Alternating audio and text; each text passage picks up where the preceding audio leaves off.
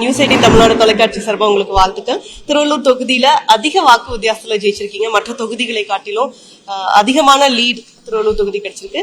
First இது எப்படி பாக்குறீங்க?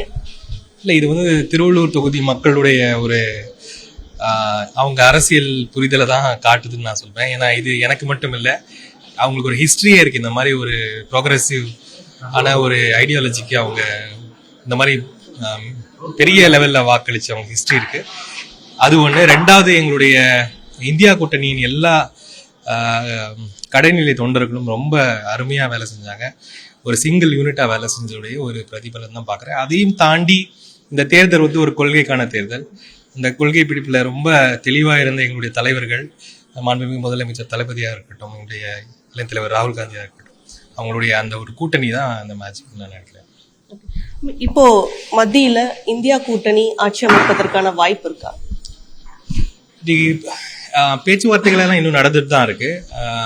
கண்டிப்பாக எல்லா விதமான பெர்முடேஷன்ஸ் காம்பினேஷன்ஸும் ஆக்டிவா தான் இருக்கும்.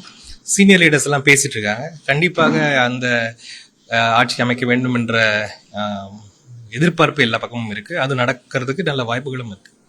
400 இடங்களுக்கு மேல பெறுவோம் அப்படின்னு மோடி தொடர்ந்து கூறிட்டு வந்தாரு. இந்த நிலையில பெரும்பான்மை இல்லாத ஒரு நிலைமை வந்திருக்கு. இந்த ரிசல்ட்ஸை மக்கள் என்ன சொல்ல வராங்கன்னு நீங்க நினைக்கிறீங்க? மக்கள் ரொம்ப கிளியரா அவங்க மேண்டேட்டை சொல்றாங்க.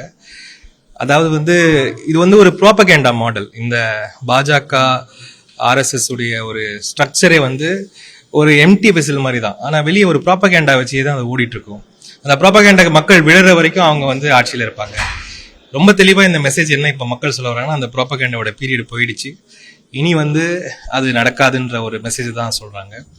ரெண்டாவது, இவங்கெல்லாம் வந்து வெகுவாரியான மக்களுக்கு வந்து படிப்பறிவு இல்லை, இவங்களுக்கு இது புரியாதுன்னு நினைச்சிட்டு இருக்கவங்களுக்கு இது ஒரு பெரிய பாடமா தான் நான் பாக்குறேன். இப்போ கோவையில அண்ணாமலை தோல்வி அடைஞ்சிருக்காரு. ஒரு பக்கம் பாஜக நிறைய இடங்கள்ல 2ஆம் இடம் பெற்றிருக்கு. வாக்கு சதவிகிதம் 11% மேல அதிகரிச்சிருக்கு.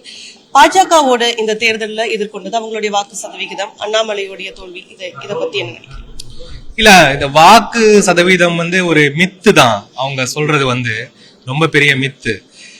இன்ஃபேக்ட் வந்து நான் ஒரு வாரத்துக்கு முன்னாடியே பார்த்தேன், அவர் வந்து 25% எங்களுக்கு வாக்கு இருக்கு அப்படின்ற மாதிரி ரொம்ப மனசாட்சி எல்லாமே பேசியிருக்காரு.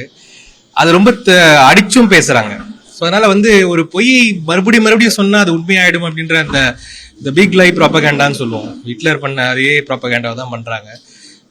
அதெல்லாம் தமிழகத்துல இதெல்லாம் எடுபடாது. வேற எங்கேயாவது இதெல்லாம் பண்ணலாம், பட் தமிழகத்துல இதெல்லாம் எடுபடாது.